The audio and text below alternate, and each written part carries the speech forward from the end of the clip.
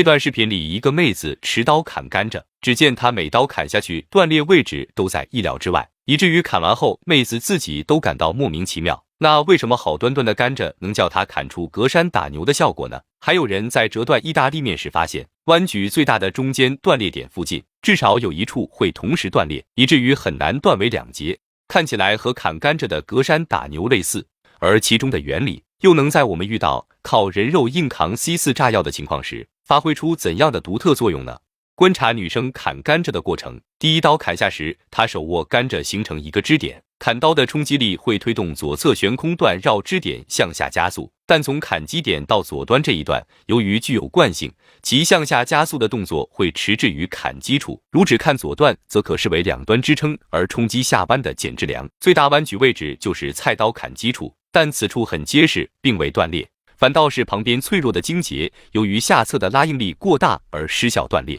第二刀砍下去，甘蔗左端受到冲击，推动右端向上旋转，但悬空的右侧一段由于具有惯性，其加速动作依然会迟滞于左端的冲击点，这样整根甘蔗就等效于支点在上方的减质梁。砍击时最大弯曲位置在手握处，导致此处薄弱的荆节不堪重负，正应力失效被拉断。同理，当第三刀砍下去，虽然最大弯曲还是在手持处，但麻绳专挑细处断，这次又是附近的荆节首先断裂。那么再看弯折翼面的情形，虽然也是由于外凸面某处因应力失效而断裂，但奇怪的是它总会同时出现两处以上断点，这又是什么原因呢？当弯曲一根翼面时，最大弯曲在面条的中点，导致中间最先折断，但断裂瞬间，在断点两侧的微小距离上，翼面会立即回弹到平直，使弧形段和平直段的交点处反向弯曲。微观上，此处的质点在逐层弹性错动，形成了弹性波的横波，其扫过的材料内凹侧产生拉应力，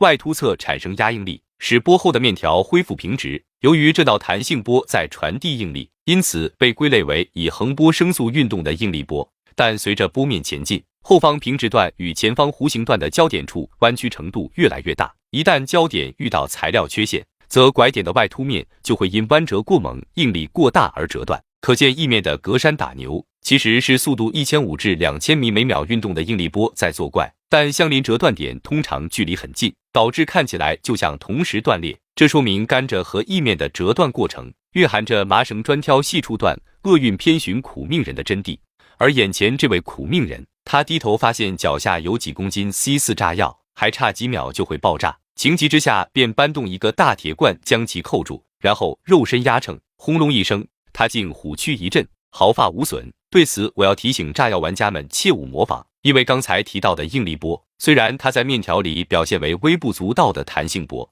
但如果把几公斤 C4 炸药拿大铁罐扣住，那么爆炸瞬间罐内的超压可达到几十个大气压，不仅能轻易将罐子和人一起崩到几百米高度，还会因爆炸的冲击压力使金属材料里的应力波表现为质点急剧压缩，以数倍纵波声速前进的激波，它的波面具有超强的压缩性，不仅会强力断压扫过的金属，而且遇到外壁和空气的自由界面，将反射成强烈的膨胀波，和后续激波交汇，就使自由界面附近的材料外侧膨胀拉伸，而内侧挤压收缩，导致金属外层应力失效发生层裂，以大约每秒300米的速度崩出重量3至5公斤的碟形破片以及无数小碎片，让上面的苦命人显得愈发苦命。可见应力波既能隔山打牛折断翼面，也能隔着铁锅将人碎尸，着实是闲时寓教于乐，忙时杀人灭口的锅中佳品。